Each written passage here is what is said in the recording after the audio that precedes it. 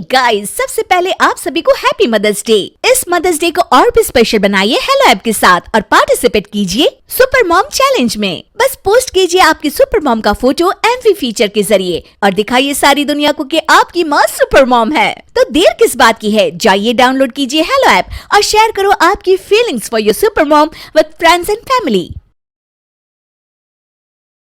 दीवार पर टंगी सास। पंजाबी में कहावत है, सास चंगी होवे या ते दीवार ते टंगी होवे। संगीता की शादी भी एक ऐसे ही घर में होती है जहां उसकी सास दीवार पर टंगी होती है।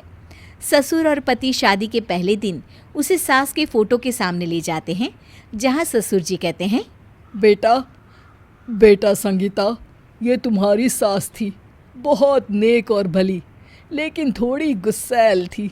गुस्सा आने पर सब तहस नहस कर देती थी, पर अब ये इस दुनिया में नहीं है।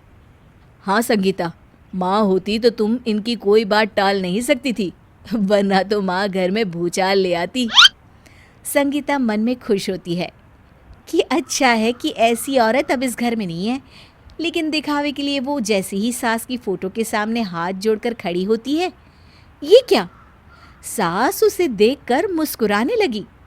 संगीता आंखों को मलकर एक बार फिर से देखती है, लेकिन फिर सास के चेहरे का भाव, भंगिमा यानी एक्सप्रेशन बिल्कुल बदले होते हैं। वो अपने पति और ससुर को कहती है, माँ की तस्वीर तो स्माइल कर रही है। ना बेटी, ये कैसे संभव है? जरूर तुम्हें कोई गलती हुई होगी, ऐसा कैसे हो सकता है? लगता है तुम शादी की सारी फॉर्मेलिटी करते करते थक गई हो, तुम्हें आराम की जरूरत है संगीता। खैर, सारे संगीता की बात को इग्नोर कर कमरे में चले जाते हैं। वैसे सास की फोटो पर एक्सप्रेशन एक के बाद एक बदलते ही रहते हैं। सुबह होती है, पति और ससुर को काम पर भेजकर संगीता कमरे की सफाई करने में लग जाती है कि तभी उसे आवाज आती है, टेबल ठीक से साफ करो। ऐसे भी कोई टेबल साफ करता है? इससे अच्छा तो ये गंदा ही था। किसी औरत की आवाज़ सुन संगीता दंग रह जाती है और सोचने लगती है कि आवाज़ कहाँ से आई। आवाज़ को नज़रअंदाज कर वो फिर से अपना काम करना शुरू करती है, लेकिन इस बार तो आवाज़ बिल्कुल उसके कान के पास से आती है। मेरा घर है ये, जब तक मैं थी चमका कर रखती थी, हर एक चीज शीशे की तरह थी। तुम्हें तो ना सफाई आती है ना कुछ पता है। क्यों तुम्हें मेरे घर की जिम्मेदारी दे दी गई है? पता नहीं तुम में मेरे बेटे को क्या दिखाई दिया। मैं होती तो एक से बढ़कर एक लड़कियों की लाइन लगा देती।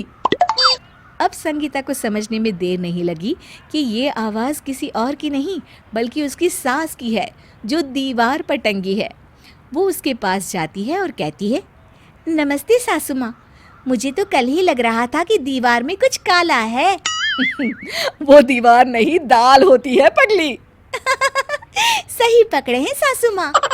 तो क्या हो गया आपको जो आप यहाँ भी चैन से नहीं बैठी हैं?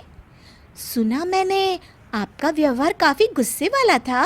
चुप रह तू, ज्यादा बकर बकर ना कर। घर का काम करना तो आता नहीं, आई है मुझसे बहस करने। हाँ देखिए सासू माँ, मैं आपसे साफ साफ कह देती हूँ, मुझसे पंगा लेने की कोशिश मत करिएगा। तभी पीछे से संगीता का पति आता है। अरे संगीता, किससे बात कर रही हो? कौन है वहाँ? संगीता की सास की फोटो फिर से पहले जैसी हो जाती है। आपकी माँ से कह रही थी कि मुझे काम करना आता। अरे संगीता, माना सास के ताने हर बहू को अच्छे लगते हैं, लेकिन यहाँ तो माँ है ही नहीं, तुम तो फोटो से ही। तुम भी लाजवाब हो संगीता। किसी को विश्वास नहीं होता कि संगीता अपनी मरी हुई सास की फोटो से बात करती है। वहीं आए दिन संगीता की सास संगीता को किसी न किसी बात पर आते जाते ताने देती। संगीता को भी अब सास के तानों और उनसे बात करने की आदत हो गई। वो कभी खानदान की कहानी तो कभी तीज त्योहार कैसे मनाए या किसी व्यंजन की रेसिपी सास से ही पूछती। सारा दिन घर में अकेली संगीता की सास अब उसके लिए तानों के साथ पक्की साथी की तरह भी रहने लगी थी, जो किसी और को नहीं बल्कि संगीता को ही सुनाई देती।